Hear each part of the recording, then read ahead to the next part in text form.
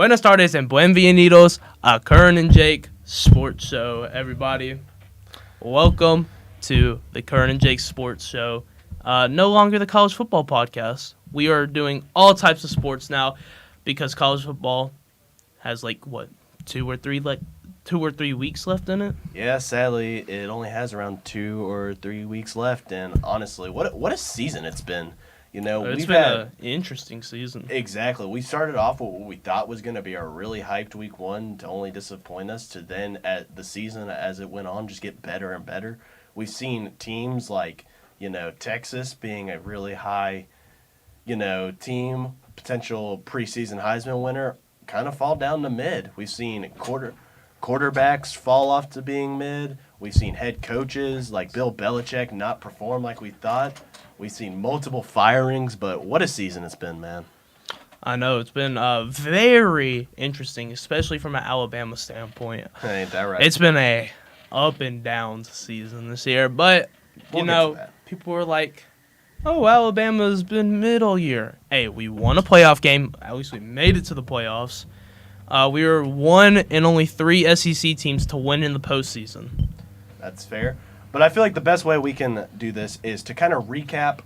We haven't had an episode in 3 weeks, so what we're going to do is kind of recap kind of what happened in December, what happened over the break, and kind of get y'all caught up. And we're going to start that off with recap of the playoffs and everything that's kind of gone around it. The first way to start it off is we finally got our Heisman winner. It was Fernando Mendoza. I was about to say Diego Pavia for some reason. That would have been way off because that leads right into the Diego Pavia situation. Yeah. And it is funny how he went from, this scrappy underdog, originally he was at New Mexico? It was New Mexico or New Mexico State. It was New Mexico State because I remember they beat Auburn one year. Yeah, that's right. But, he goes to Vanderbilt. Last year had a pretty good season. This year had a really good season. They beat Tennessee, and they're kind of, week 11 rivalry? Yeah, it was during rivalry week. Yeah, it was rivalry week, and I think that was week 11. Mm-hmm. But, they beat them. They had a pretty good season, and the losses they did have were to ranked opponents, I'm pretty sure. Yeah. And so when Heisman talks, we're going around, that's an SEC contender. Everyone, we're from the SEC. Everyone loves that. But it's honestly what he did after is what disappoints me. Look, I get it. I mean, he just went out and partied in New York. Yeah, but it's also some of the stuff he said. Oh, the Instagram stuff. That's exactly. What we're getting at. That and what he was saying, honestly, that was just, in my opinion, insanely disrespectful. And honestly was kind of a bit of a sore loser mentality. Like, I get it. The Heisman is a great honor to try to win, and I get it's insanely competitive. Only 4 people are chosen every year to potentially win it. Yeah. But that was not the way to respond, if you ask me. I mean, at this point, it doesn't really matter. He's going to work at McDonald's or, a KFC or something. Because his career is done. Yeah. There are talks about an argument for a 7th year of eligibility. There are talks. No, he had to win a court case to even play this year. He's not getting another year. Speaking of people with another year, and I don't know if you saw this, TJ Finley is transferring to his 7th school in 7 years. Bro, what? Yeah. See, this is what's wrong with the transfer portal. People think it's free agency, bro, and it's not. It's honestly kind of ruining the loyalty of the game, if you ask me. Mm-hmm. Because, okay, so I saw a post on Instagram, and it said, Mac Jones is the last true quarterback before the transfer portal ruined everything. Exactly. And it was literally a picture of the skinniest Mac Jones from a camp freshman year all the way to, the end of his senior year. Yeah, honestly, this transfer portal... While there are some benefits, you can argue that there are some. I mean, yeah, some people absolutely need to go in the transfer portal, but if you're just doing it for the money, if you're doing it for the money, you don't have love for the game, bro. And there's just no loyalty. If I'm a GM and I see you transferred at least 2 times, if I'm an NFL GM and I see you transferred 2 times in college, I'm not drafting you. Well, it's crazy. Unless if you're a top 10 player in the draft. And I know this because I'm an Auburn fan, but I want you to take a guess of how many players have transferred into the transfer portal. Oh, half of Auburn's team is transferred. 29. That's not even the craziest thing. Have you seen Iowa State? Yes. Every single player that transferred out of Iowa State went straight to Penn State. Yeah, that's interesting. I'm interested to see how that turns out. Mm-hmm. Now to actually talk about the playoffs, the thing we've been hyping up for the past few months. Yep. The game that started it off was Alabama and Oklahoma. Now going into halfway through the second quarter, it is 17-0, and halfway through the second quarter, I'm thinking, okay, this game is over, bro. Then halftime comes around. It's 17-17. And now I'm thinking, okay, not bad, Alabama. Like I said, I'm an Auburn fan. I wanted Oklahoma to win, but I was interested to see how Alabama played after their loss to Georgia. Sabian Brown with another pick six. Exactly. Crucial. And then they come off to win 34-24 over Oklahoma. And you know what's crazy? That is the biggest upset turnaround in college playoff history. That is insane. And it was the first team on the road to win. Exactly. And what's interesting is, honestly, at first, John Mateer was having a great game despite the hand injury, because that you can obviously tell it's still impacting the way he played. Yeah, but he was going off in the first half. I mean, besides that pick six he threw, he looked like he was about to steal that game at the end. But honestly, I think it just came down to Oklahoma's defense let off the throttle. And did. And honestly, that just made their downfall. And this was a decent Oklahoma team. They've had their ups and downs. I know John Mateer was in the early Heisman talks, and then with the hand injury, he was averaging 150 passing yards a game. But he's a great quarterback, and I think this Oklahoma team will have a good season next year. Yeah, the only thing I hate about this game is that I watched almost every time Oklahoma scored, and I only saw Alabama kick a field goal. Yeah. Well, it's funny, and this kind of goes for the whole playoffs. The kicking is Oklahoma's kicker was so bad in that game. You know what's even worse? He was supposed to be projected to be one of the best kickers. I think he won the award for best kicker right before that. And he missed 2 game-winning kicks. And I feel you got to feel bad for that, because he's going to put all of that on himself. Yeah. But, that's just the game. You can't. Connor Tulsey got hate for missing a field goal against Eastern Illinois when we were up 50. Yeah. You're gonna get hate if you miss. Yeah. It's gonna happen. Speaking of, the biggest turnaround in CFP history, now we have the lowest scoring game in CFP history of Miami and Texas A&M. I'm not gonna lie, this is the most boring game I've ever watched. This was the worst game. This was on when I was working, and it was 3-3 the entire game, and Miami scored with 1 minute left. And honestly, Texas A&M, just like last year, it took a lot later, but they just fumbled at the literal end. Yeah. And you can just tell. And who knows what's going to happen with Texas A&M next year. They got all that money. They're going to ball out in the transfer portal. Yeah. Get 9 to 10 wins again. Sell at the end of the season. It's how they do it every year. Yep. Now we have the 2 controversial teams that were in there of Tulane and James Madison losing in the first round, and they lost bad. Disappointments. You get in the playoffs and you didn't show. Okay, James Madison did kind of show out. They put 35 on Oregon, but Oregon put up 55 on them. So yeah, that ratio doesn't look exactly really good for. But Tulane was awful. Oh yeah, that game. And it honestly and I know it's Tulane. But the way they played showed that they did not need Lane Kiffin. Yeah.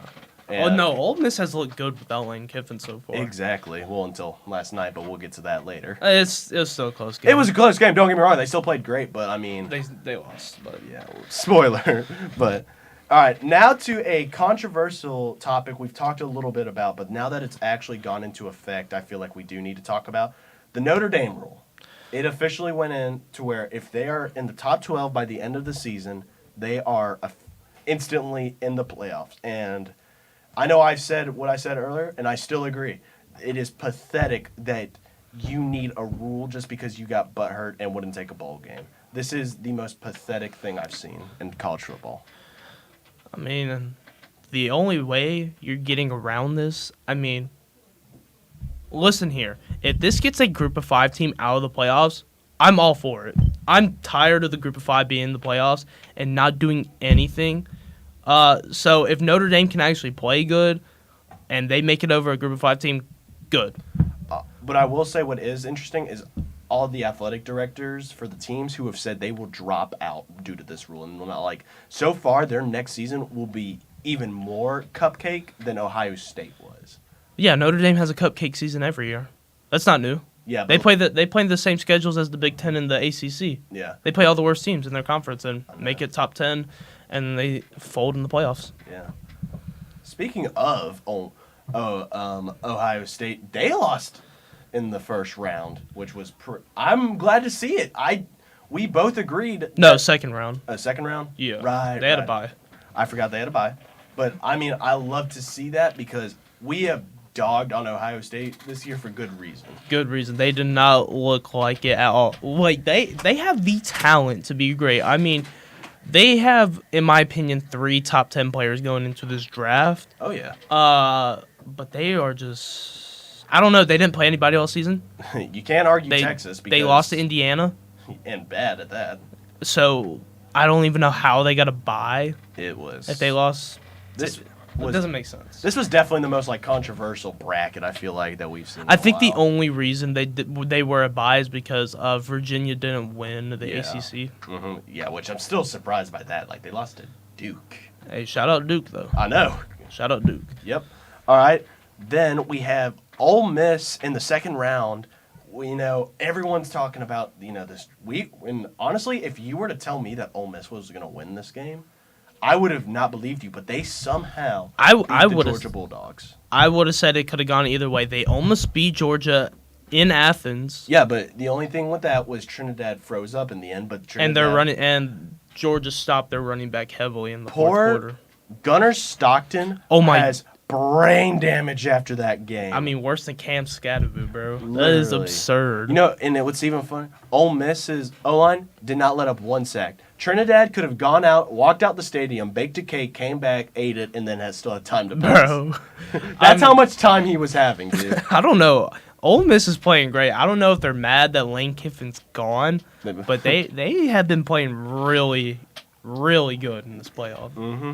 Then obviously we had Miami beat Ohio State. Then we have Indiana with Alabama, and I'm going to say it, belt to butt, 38-3. Nick Saban must have left, went down to the lake house and ate his little Debbies and not even watched the game. Because if I was Nick Saban and I saw that, gosh. As an Alabama fan, I'm gonna say Ty Simpson didn't show up, first of all. Our defense didn't show up. I don't even know if a player showed up this game. You know what? Connor Talty was our best player because he's the only one that scored for us. They posted a highlight of his field goal that he made on Instagram. I went into the comment section, and it's every single Alabama fan telling them to take the post down because of how bad they were in that game. Like, this was abysmal. I turned this game off after the first quarter. That's how bad it was. It was funny. All I could think about was in Week 9, we saw Indiana fans chanting, "We want Bama." And I'm thinking, if they lose, it's going to be bad. It should not have been this bad. Ty Simpson looked horrible. Our defense didn't even look that bad in the first quarter. Indiana was just getting some ridiculous plays off, and then the rest of the game they didn't show up. It was ridiculous. And another ridiculous game was Oregon shutting out Texas Tech. At least we scored in our game. I know Texas Tech is the biggest fraud of the playoffs this year. Yes, I would have thought at least a field goal and a touchdown. Look, we've been saying they have the best defense in all of college football. Their best defensive players should have won the Heisman. Where was their defense? Did they... Where was their offense? It's like the Demogorgons in Stranger Things. Where were they? Yeah, exactly. Where was episode 9? It's not there. If we talk about Stranger Things, we're going to be here all day. We're going to be here all day. Because me and him both have some really strong feelings about. But yeah, Oregon, Dante Moore showed up in just Dante Moore's trying to prove that he should go to the Raiders, and this is. You know what? Fernando Mendoza and Dante Moore don't need to be playing like this. They need a rest because they are going to be dead after their first season in the NFL. Yeah. Because the Jets and the Raiders they're going to. Whew. Yeah, you're done for, buddy. Your career's over like that. And this game happened yesterday, and sad to see it. Miami beats Ole Miss in the literal last few minutes. I did not watch this game. I will tell you Ole that. Miss I did not watch this. attempted a Hail Mary at the end, and it sadly just didn't work. And, they had a great season. Shout out to Ole Miss, losing Lane Kiffin like that and balling out in the playoffs. I know. Horrible, as we like to say, horrible breakup, and ended up just fueling the fire even more, I feel like. But, shout out to Miami, though. I know. Everybody's like, Notre Dame is behind Miami now? Yeah, obviously, boy. They're in the national championship as a, what are they, 10th seed? Yeah, I think so. That is insane. I know. All right, now moving on from football, which is kind of weird to say now after doing 14 weeks of just football. We're going to talk about a little bit of some college basketball. We have Michigan almost lost to Penn State. They won by 2. Hey, Michigan's looking like they're a team to be feared. They looking like the Fab Five again, bro. They're putting up 100 points on everybody. And I saw a tournament during Thanksgiving where they played Auburn. They put 100 on Auburn. I know, and which I'm gonna go into that. I'm gonna go ahead and skip to that. Auburn and Kentucky have not been playing like how they used to.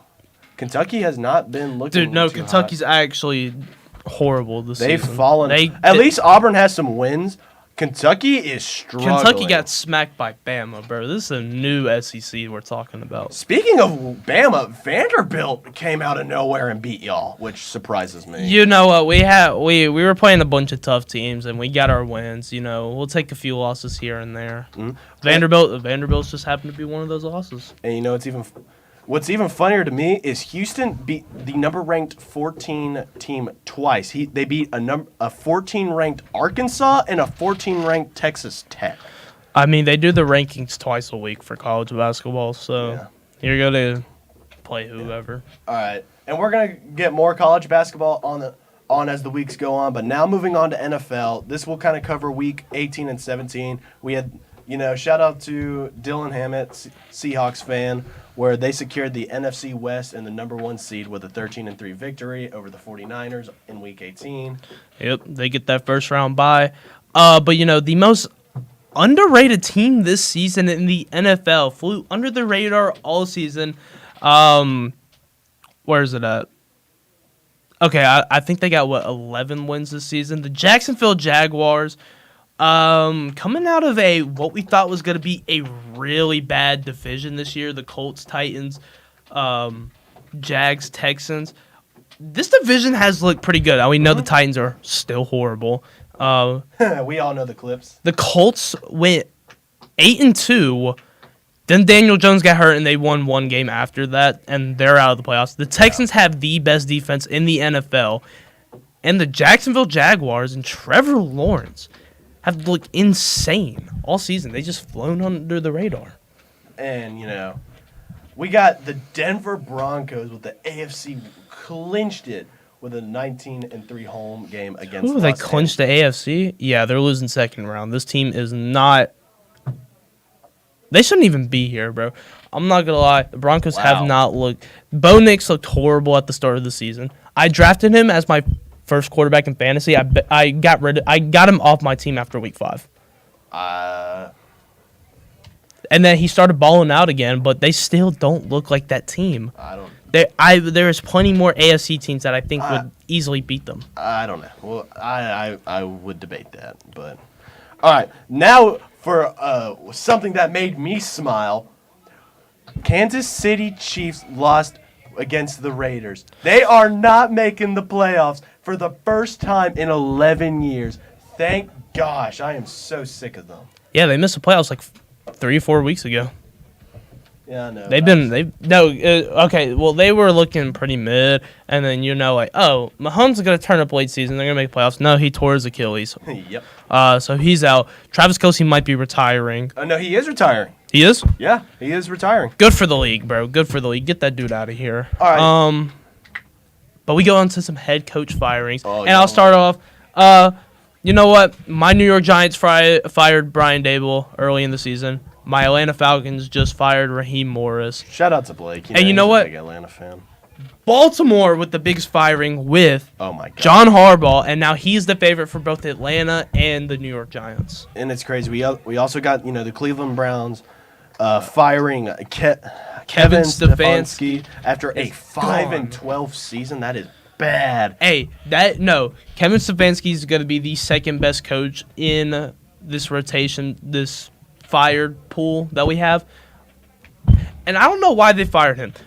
It's the front office that has been bad. Kevin Stefanski led them to the playoffs with Baker Mayfield. The front office got rid of Baker Mayfield. The only player they haven't gotten rid of is Myles Garrett. They got rid of every other good player. And one of the funniest or not even funny. What was sad was you just see, the Cardinals. Let's be real here. You know what music fits them? Clown music. Yeah, they moved on from Jonathan Gannon. The Cardinals looked like they were going to do a good rebuild. And Kyler Murray, it just hasn't happened. Yeah. They're like the trust the process with the Sixers in the NBA. They thought Embiid was going to be all that, and he hasn't really done anything. Yeah. All right. Now moving on from NFL, Curran, you want to go on to NBA? We'll go on to the NBA a little bit.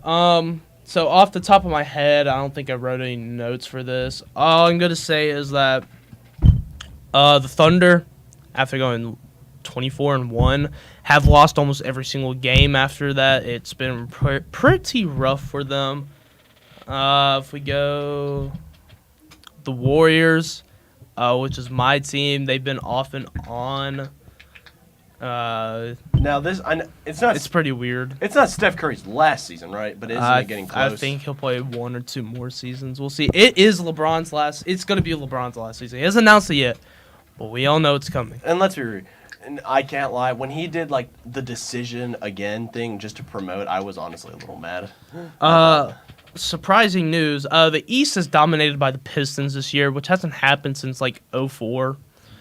But Cade's been balling out. I mean, he's not going to win MVP or anything, but he has been balling out. The Toronto Raptors up there at 4 with Scotty Barnes, Brandon Ingram have looked nice. The Celtics, Jason Tatum's out all season unless they make it far in the playoffs. Jaylen Brown has looked like that true number 1 option over Jason Tatum. And he's been looking like this since last year's playoffs when he won Finals MVP. Or no, 2 years ago when he won Finals MVP over Jason Tatum. He's looked better than Tatum since then. And then the Knicks at 2 in the East. I mean, they won the NBA Cup.